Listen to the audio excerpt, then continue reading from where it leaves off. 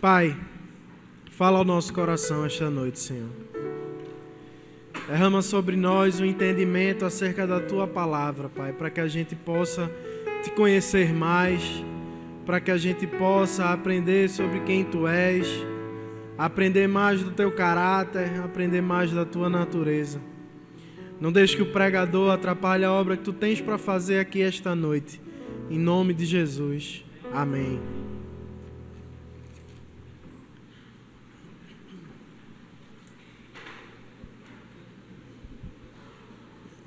Em tempos de crise, como que a gente vive hoje, é muito normal a gente ouvir as pessoas falando em deixar o lugar que elas estão, em ir para destinos diferentes. Quantas histórias a gente tem escutado de pessoas deixando o nosso país para ir morar em outros países, para ir buscar coisas diferentes. Não é à toa que a gente hoje tem a missão da Trindade e a missão da reconciliação no estado da Flórida, nos Estados Unidos, lá liderada pelo reverendo Carlos Alberto Figueiredo, com pessoas que congregavam aqui na Recon e lá na Trindade também. Isso sem falar na crise migratória que hoje atinge a Europa e os países ali que beiram ao Mediterrâneo. Pessoas que, para chegar nos países europeus, atravessam o mar em barcos, atravessam o mar em pequenos barcos, se sujeitando aos perigos, se sujeitando às mais diferentes coisas no meio do mar, no frio, com muito mais do que a capacidade dos barcos aguenta, sendo transportados. Durante toda a história, na verdade, da humanidade, existiram momentos de grande migração. Se a gente pegar determinadas regiões aqui no Brasil, a gente vai ver comunidades de pessoas que vieram do Japão, que vieram da Alemanha, que vieram da Itália, que vieram de outros países em momentos de guerra, em momentos de fome, em momentos de dificuldade. E existe uma coisa que todas essas pessoas que buscam imigrar, que buscam sair, deixar o seu povo, deixar o seu país, deixar tudo aquilo que tem para trás e ir para outro lugar. O que motiva todas essas pessoas é o desejo de buscar uma vida melhor. Eu conheço muita gente que já saiu do Brasil e nunca ouvi ninguém falar: não, eu saí porque aqui estava bom. Isso é algo que realmente eu nunca ouvi. Aqui estava tão bom que eu preferi sair. Ninguém diz isso. Todo mundo vai porque está passando por dificuldade. Com certeza esses sírios que estão atravessando aí o mar Mediterrâneo, eles não estão deixando uma boa condição lá na Síria para estar se sujeitando a humilhações dos europeus, estar se sujeitando a condições difíceis, mas porque mesmo nessas condições a situação ainda é muito melhor do que aquilo que eles enfrentariam aonde eles estão. E essa é a regra geral dos imigrantes. Sair de um lugar que não está bom para procurar uma vida melhor. Mas, se a gente vê a história de Ruth, se a gente lê o livro de Ruth, um livro pequeno na Bíblia, de tamanho, mas de uma riqueza incrível, a gente vê que Ruth, ela é uma imigrante às avessas. Ela decidiu sair de um lugar que para ela seria favorável para ir atrás de sua sogra numa situação muito pior do que aquela que ela poderia escolher. Eu gosto de dizer que Ruth, ela é uma imigrante às avessas da intenção que os imigrantes normalmente têm. Mas, ao mesmo tempo, Ruth, ela é uma imigrante redentora e ela é uma imigrante redimida. Houve fome em Israel no tempo dos juízes e um homem chamado Elimeleque, ele pegou sua mulher, Noemi, pegou seus filhos, Malom e Quilion, e se mudou para a terra de Moabe, mais uma vez em busca de uma vida melhor, em busca de uma situação que lhe favorecesse. Chegando lá em Moabe, eles se estabelecem, mas Elimeleque, ele morre, deixando Noemi viúva e seus 2 filhos. Logo esses 2 filhos se casam com mulheres moabitas, o que pela lei judaica era permitido, que eles casassem com mulheres moabitas, e casaram-se com Orfa e com Rute, 2 moabitas.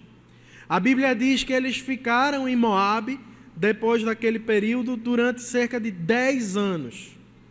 Após esse tempo, desses 10 anos em que eles moravam lá, Noemi e seus filhos e suas esposas, Quilom e Malom, morreram, deixando Noemi, a mãe, viúva e sem nenhum filho, Orfa, também viúva, e Rute, também viúva. Eram 3 viúvas morando em Moabe. Foi quando Noemi ouviu falar que lá de volta em Belém, aonde eles moravam, a situação tinha melhorado um pouco e ela poderia voltar aonde pessoas conhecidas poderiam acolhê-la, aonde ela poderia tocar a sua vida. E aí ela chega para Orfa e Rute e ela diz: minhas filhas, eu vou voltar, mas fiquem aqui, voltem para a casa de seus pais, vocês podem casar novamente. Eu não posso mais dar filhos a vocês, porque naquela época existia uma lei, a lei do levirato, que se uma mulher ficasse viúva, ela teria que casar com o irmão do marido que faleceu. E Noemi não tinha mais filhos para que Orfa e Rute pudessem se casar. Então ela disse: eu não sirvo mais para nada para vocês. É muito melhor vocês ficarem aqui, casarem-se novamente, de repente voltar para a casa dos seus pais e morarem com seus pais. Vocês são daqui, vocês são moabitas, aqui é o povo de vocês. Fiquem aqui, eu vou me embora para o meu povo. E elas dizem: de jeito nenhum, a gente vai com você. Mas Noemi insistiu e disse: não, vocês fiquem. Não percam seu tempo comigo, aqui é melhor para vocês. Até que Orfa, ela é vencida pelo cansaço, ela: tá bom, eu vou ficar. Mas Rute não arreda o pé, e Rute fala isso que o reverendo Honório acabou de ler para a gente. Talvez uma das declarações mais lindas da Bíblia. Uma declaração de amor, de um coração profundamente grato, um coração profundamente fiel a alguém, um coração cheio de amor. E ela diz: sogra, não insista para que eu te deixe, nem me obrigue a não te seguir. Aonde você for, eu vou. Aonde você pousar, eu pousarei. O teu povo é o meu povo. O teu Deus é o meu Deus. Aonde você morrer, eu também quero ser sepultada. Faça-me o Senhor o bem que lhe aprouver, se outra coisa não seja a morte me separar de ti. Isso é uma nora falando para a sogra. Não vou te deixar, não vou te abandonar. Você viuvou antes de mim, depois eu agora sou viúva, eu não vou te deixar. Eu vou andar junto, vou contigo. Eu agora sou do teu povo. E aí elas voltam para Israel. Chegando lá, as pessoas reconhecem Noemi, falam com ela e dizem: Noemi, você está de volta. E ela diz: não me chamem de Noemi, me chamem de Mara, porque meu coração está amargurado por conta de tudo que eu perdi nessa vida. Quando chegam lá em Israel, Ruth, ela resolve respigar, ela resolve ir pegar o resto de comida que tinha no campo das pessoas que plantavam, para que ela e Noemi pudessem comer, para que elas não passassem fome. O resto do livro de Ruth, ele é maravilhoso. Nos fala sobre como Deus une as pessoas, como Deus faz com que as pessoas se encontrem para que o propósito dele seja alcançado, para que o propósito dele seja feito, para que a vontade dele seja concretizada. Boaz aparece, muitas coisas acontecem, mas eu quero parar por aqui. Hoje eu quero parar por aqui. E quero dizer para vocês e falar para vocês alguns costumes do povo judaico que estavam envolvidos nesse primeiro capítulo do livro de Ruth. O primeiro deles é que, e quando vocês começarem a entender esses costumes, vocês vão ver como Ruth, ela decidiu o caminho mais difícil. Ela decidiu fazer aquilo que era mais improvável. Ruth, em primeiro lugar, ela podia voltar para a casa de seus pais, casar com outro homem. Ela tinha essa opção, ela era jovem ainda, ela poderia ser oferecida a outro homem. E para o contexto daquela época, era tudo que Ruth poderia fazer. Hoje vemos aí mulheres empreendendo, mulheres trabalhando, mulheres competindo com os homens no mercado de trabalho de igual para igual, buscando o seu espaço, buscando o seu direito, e isso é maravilhoso. Mas lá, naquela época, a única coisa que poderia dar para a vida de Ruth era se casar. Para que ela tivesse uma função naquela sociedade, ela tinha que casar com alguém. E era a opção que ela tinha, ficar na casa do pai e da mãe e se casar. E ela decidiu não ir. E ela decidiu ir com Noemi e não ficar na casa de seus pais. Seguindo Noemi, ela sabia que seria muito difícil a sua vida. Os moabitas, que era o povo de Ruth, eles não podiam participar do culto judaico. Os judeus, eles eram o povo de Deus, o povo escolhido, e tinham exclusividade no culto. Então Ruth acompanharia Noemi, mas não poderia ir ao tabernáculo, não poderia participar dos sacrifícios, não poderia participar do culto judaico daquela época.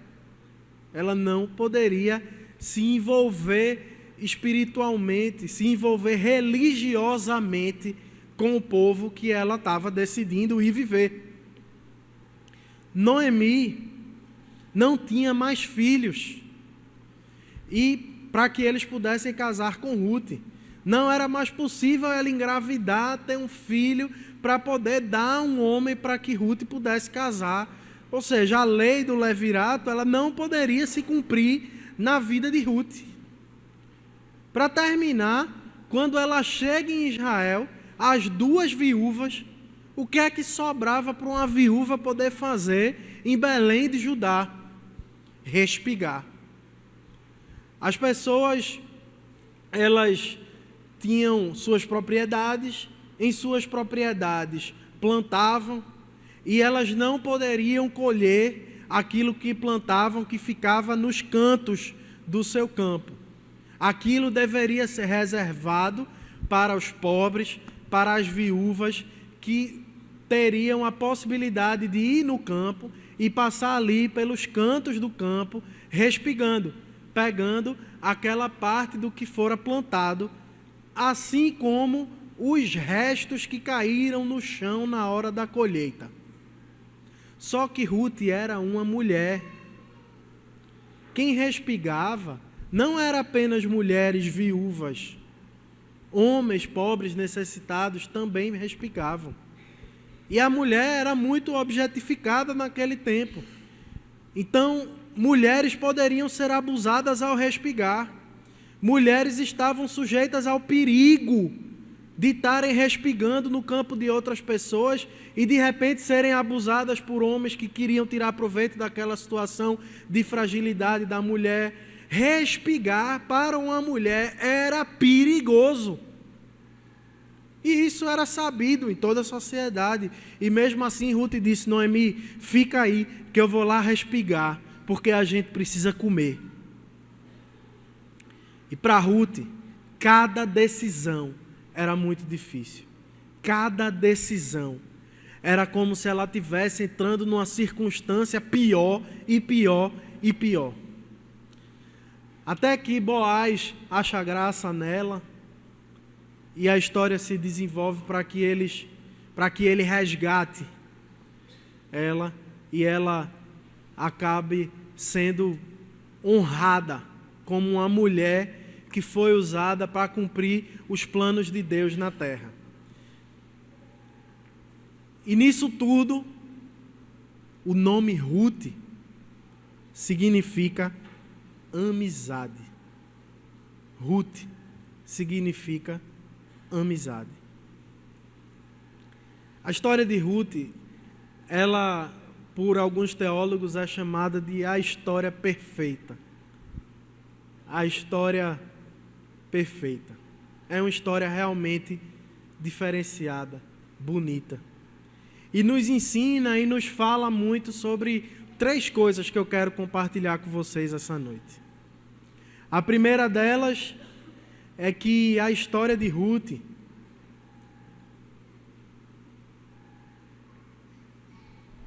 nos fala sobre fidelidade.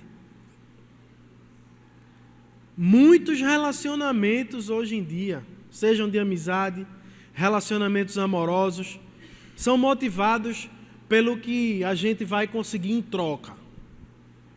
A verdadeira fidelidade, ela não se limita ao que vamos ganhar em troca, ou às vantagens pessoais que a gente vai ter por causa daquele relacionamento.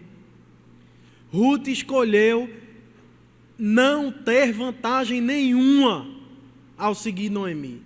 Ruth escolheu ser fiel ao fato dela ter entrado na família de Noemi, de ter casado com o filho de Noemi, e decidiu ser fiel a Noemi, fazendo as piores escolhas que ela poderia ter feito para ela mesma. Toda escolha que ela fez ao seguir Noemi trazia consequências prejudiciais à própria vida dela, mas ela decidiu seguir, porque ela não estava pensando em ter nada em troca ao andar com Noemi. Ela estava pensando apenas em ser fiel a Noemi. Essa história de ir atrás de algo que possa nos favorecer, ir atrás de algo em troca, isso tem invadido esse sistema de sempre levar vantagem, tem invadido inclusive o nosso relacionamento com Deus. As pessoas estão confundindo dízimo com barganha e querem vir aqui ofertar só pensando no que Deus poderá fazer se eu vier aqui e der alguma coisa. Práticas pagãs da pior qualidade, de toma lá da cá, com Deus, querendo aproveitar um suposto relacionamento com Deus para obter alguma vantagem, algum favorecimento. Fora os absurdos que a gente vê serem comercializados em nome de Deus. Eu tive em Israel e quando a gente foi no Rio Jordão, num lugar muito bonito lá, para que a gente pudesse ser batizado, pudesse renovar os votos batismais, batizasse as pessoas. Foi impressionante ver garrafas engarrafadas com água do Rio Jordão para ser vendido. Dentro do lugar tem um espaço lá, água do Rio Jordão, aí tem uma garrafinha PET com rótulo e água do Rio Jordão para você levar para casa. O que é que eu vou fazer com a água do Rio Jordão aqui, reverendo Pedro? Pelo amor de Deus. E está lá para vender, ele está dizendo que comprou uma, está vendendo. Quem quiser pode falar com ele. $5.000.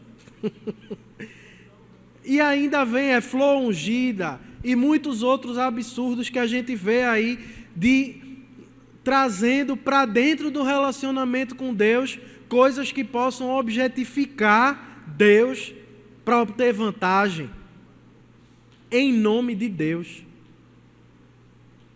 E a fidelidade de Ruth, ela transpôs os limites da cultura. Ruth deixou o seu povo, Ruth deixou a sua casa, Ruth deixou a sua vida, Ruth deixou a sua cultura. Ruth deixou o Deus do seu povo para servir um outro Deus. E mesmo que a religião impedisse que Ruth participasse de cultos e de questões religiosas, ela se relacionava com Deus, independentemente da religião, independentemente do sistema. Porque religião nenhuma, nem sistema nenhum segura Deus dentro dela. Porque Deus, ele transpõe os limites de religião, de sistema, de igreja, de lugar, de templo, de objeto. Não existe religiosidade maior do que o nosso Senhor. Ele transpõe a tudo, ele transpõe a todos, ele ultrapassa todos os limites, porque ele é maior do que tudo isso que foi criado por nós homens. E Ruth foi fiel ao abandonar tudo, ao abandonar todos. Isso é ser fiel a alguém, a Deus. Mas a história de Ruth, ela também nos fala sobre amor. É muito fácil a gente decidir seguir alguém, a gente decidir amar alguém, quando tudo está muito bom, quando todas as circunstâncias são positivas, quando a gente gosta da pessoa, quando a gente gosta do lugar, quando a gente gosta daquilo que se faz. Ruth não tinha opção de gostar ou não. Ninguém ia deixar o conforto da casa do pai para ir-se embora para um lugar, para respigar, se não amasse verdadeiramente. E amar vai além de gostar. Amar é muito mais do que gostar. Ruth se submeteu a uma vida dura, de lutas, porque escolheu amar Noemi, porque escolheu seguir Noemi. Amar no bem bom é fácil. Eu te amo. Eu quero estar contigo. Estou aqui juntinho. Mas e quando o dinheiro acaba? E quando o tempo leva com ele aquele padrão de beleza hoje inatingível? E quando o desgaste da rotina vai saturando e a gente vai vendo os defeitos cada vez mais claramente? E amar nessas circunstâncias? E amar quando a gente já nem gosta tanto? Como é que fica isso? No Dia dos Pais, Ed René, ele pregou lá na IBAB sobre santidade a partir do ponto de vista da paternidade de Deus.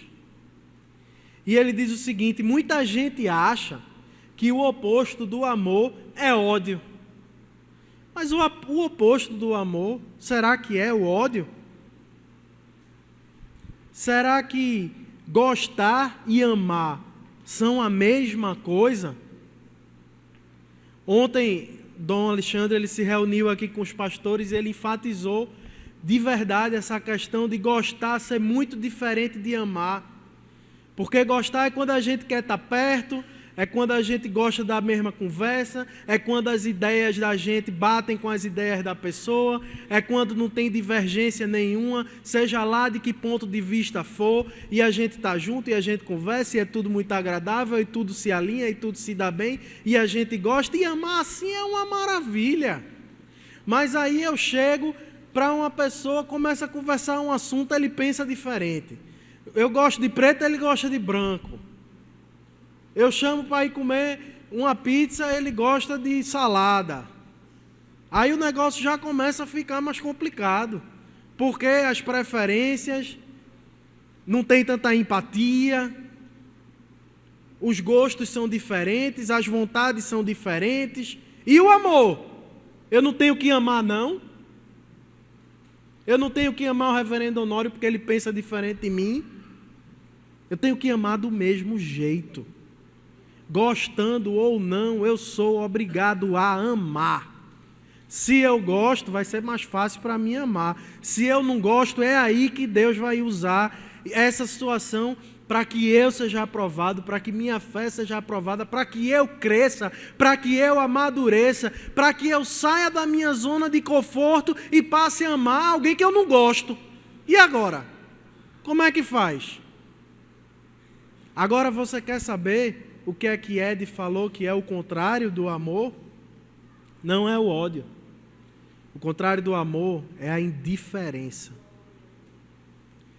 Quando você não ama, você mata a pessoa no seu coração. E você age com indiferença. E você não dá um bom dia, e você não dá uma boa noite, e você não fala. E se a pessoa está no grupo do WhatsApp, eu saio. E se a pessoa vem falar comigo, eu ignoro. E se a pessoa está aqui, eu passo da porta para fora. E se eu vejo que a pessoa entrou, eu saio. É quando a gente não gosta e ao mesmo tempo a gente quer tirar qualquer possibilidade de se relacionar com aquela pessoa. Aí a gente vai e mata ela no nosso coração e age com indiferença. Isso é o oposto de amar.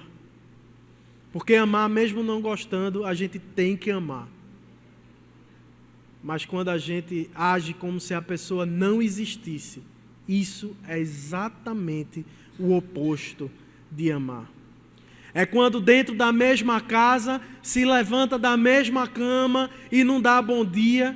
É quando dentro da mesma casa se está na mesma mesa de refeição e não fala. É quando se está na mesma casa, passa pela porta do quarto e finge que não viu, e finge que não sabe que está lá, e finge que não existe mais aquela pessoa. Isso é o contrário de amar. E Ed, ele vai falando no sermão dele e ele diz: eu acho que algumas vezes eu não gostei dos meus próprios filhos, mas nunca deixei de amar. Porque eles estavam dando muito trabalho, porque estavam desobedecendo, porque estavam fazendo coisas que eu não gostava e eu olhava, rapaz, não estou gostando muito dele agora. Mas amar, eu amo. E insisto por amor. Ou você acha que os nossos filhos sempre gostam da gente? E quando a gente diz não, e quando a gente diz não dou, não pode, vá tomar banho, vai escovar os dentes, está na hora de fazer tarefa, vai, mas não vai gostando não, mas ama, porque sabe que a gente cuida. Independente de estar gostando ou não, há a necessidade de amar. Ruth foi além. Ruth foi para situações que ela não gostaria de ter passado. Ninguém escolhe respigar em vez de estar na casa do pai comendo da comida que tem na mesa. Ninguém escolhe ir aventurar num lugar onde não sabe o que vai ter em vez de estar na casa do pai e da mãe. Foi porque amou, não foi porque gostava de passar pelo que passou.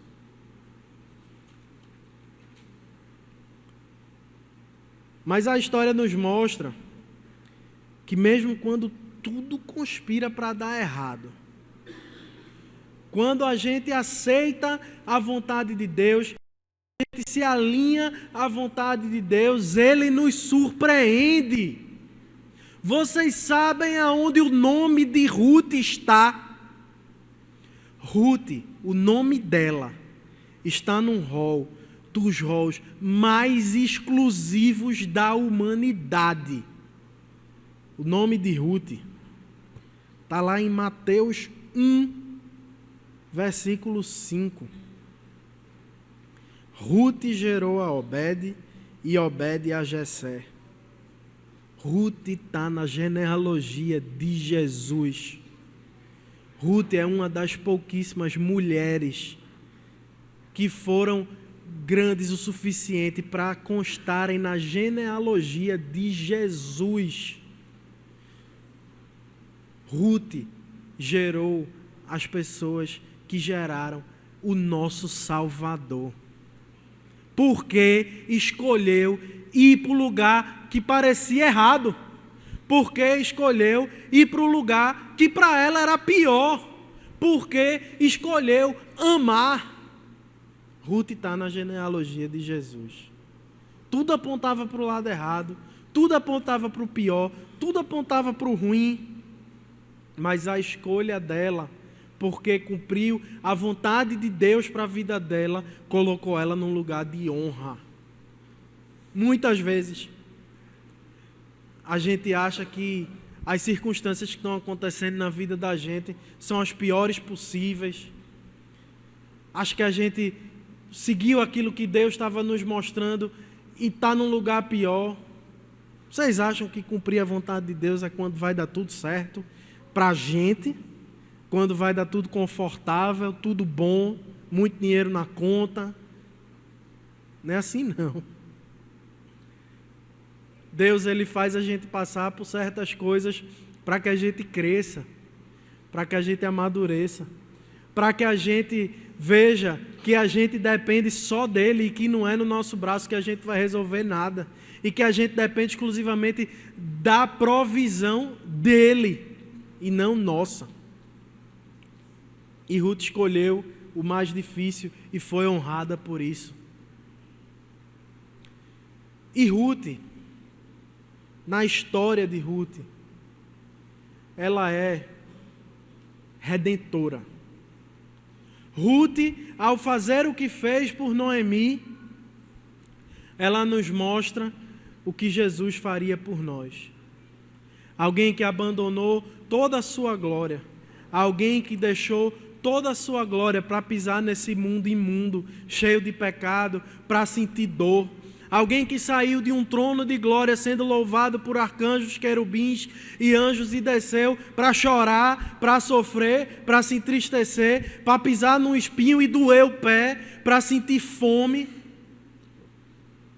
Foi o que Ruth fez por Noemi. E é por isso que eu sempre gosto de dizer, a gente tem que ler a Bíblia e procurar Jesus em todos os lugares da Bíblia. E Jesus está aqui no livro de Ruth, sendo anunciado na medida que Ruth escolhe o pior caminho que seria possível para ela, para amar, para seguir Noemi, para servir Noemi, para se humilhar ao ponto de respigar no campo de uma outra pessoa. Ruth se humilhou. Ruth se sujeitou a abusos, Ruth se sujeitou a perigos para poder servir alguém. Jesus se submeteu à morte de cruz para que a gente pudesse ter a salvação, para que a gente pudesse estar aqui, se submeteu a todas as dores para nos dar a salvação, para nos fazer termos perdão. Ruth escolheu imigrar pelo caminho errado. Enquanto estava todo mundo pensando em fazer algo, ela fez exatamente o contrário. Quando tudo indicava que era para ela fazer alguma coisa, ela obedeceu e fez justamente o contrário, porque Ruth, ela foi uma imigrante às avessas. Porque Ruth, ela foi uma imigrante redentora. Porque mesmo encarando as circunstâncias mais difíceis, Ruth se deixou ser usada para ser uma bênção na vida de Noemi e para Noemi ser uma bênção na vida dela. A gente precisa parar de decidir olhando o que é que eu vou ganhar com isso. A gente precisa parar de tomar decisões pensando o que é que isso me favorece. A gente precisa parar de trazer isso para dentro dos nossos relacionamentos e começar a fazer dentro dos nossos relacionamentos o que Ruth fez. E em vez de pensar o que é que isso me favorece, a gente pensar como é que eu posso ser uma bênção para a vida da minha esposa, como é que eu posso ser uma bênção na vida do meu marido, como é que eu posso ser uma bênção na vida dos meus filhos, o que é que eu posso fazer para melhorar a vida das pessoas que estão ao meu redor, aonde é que eu posso ser fiel a Deus para que eu possa mudar a vida de quem está precisando mudar de vida. A gente precisa parar de olhar as coisas de forma antropológica, de forma a favorecer aquilo que a gente quer, precisa e deseja e começar a olhar para a vontade de Deus para a nossa vida e para a vida das pessoas que estão ao nosso redor. A gente precisa parar de ser egoísta. A gente precisa parar de ser egoísta. E a gente precisa aprender a amar, mesmo não gostando, amar. Mesmo achando ruim, amar. É para isso que Deus chama a gente, para amar e ser amado e nos relacionarmos com Ele acima de qualquer coisa. Mas saibam de uma coisa, mesmo a circunstância sendo complicada, difícil, Deus Ele honra as nossas escolhas. Deus Ele honra aquilo que a gente vai escolher. Deus abençoe a vida de vocês.